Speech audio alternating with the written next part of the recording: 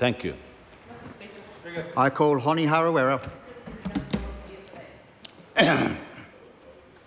Good, Mr. Speaker.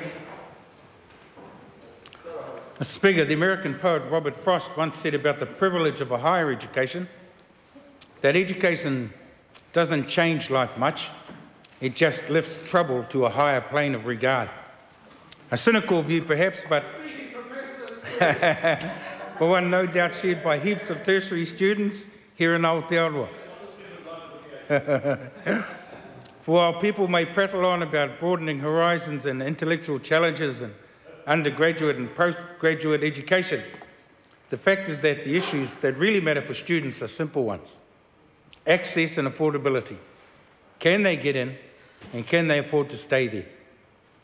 Māori Party believes that a good tertiary education is an investment in our country's future, that it should be freely available to all, and that students should get an allowance set at the same level of the unemployment benefit. And we're a long way away from that point at the moment.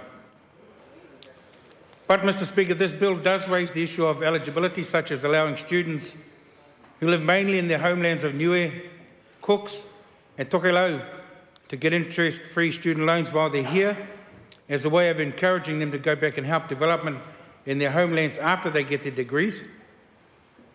A notion which fits well with our kaupapa of supporting our whanaunga right across the Pacific to feel free to come here to gain the skills they require to help build their nations.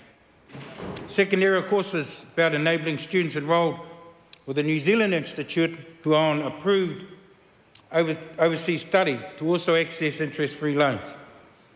A call welcomed by the New Zealand Vice-Chancellor's Committee because it recognises the internationalisation of tertiary education and reflects the increasingly international nature of a great deal of university research. Both areas, of course, will increase the number of students who can get interest-free loans, which is a good thing in itself, and given the importance of tertiary education to our economy, no doubt will receive support from right across the House. Another reason we support this bill, Mr. Speaker, is because Te Mana Akonga themselves welcome the commitment to look at increasing the income threshold for those getting a student loan, as well as the decision to shift the interest rate mechanism from regulation to the Act, making it more transparent to understand and easier to monitor. The Māori Party still raises its concerns, Mr. Speaker, about the philosophy of user pays continuing to dominate our thinking about tertiary education, when we should be more focused on investing in keeping our students here, about the deplorable state of secondary education which sees too many Māori students still leaving schools without the necessary qualifications to even qualify for tertiary education, and about the cuts in funding for adult education and second chance learning, which makes these inequalities even greater. But in the interest of opening up the tertiary sector to a greater number of students, we will be supporting this bill. Kia ora.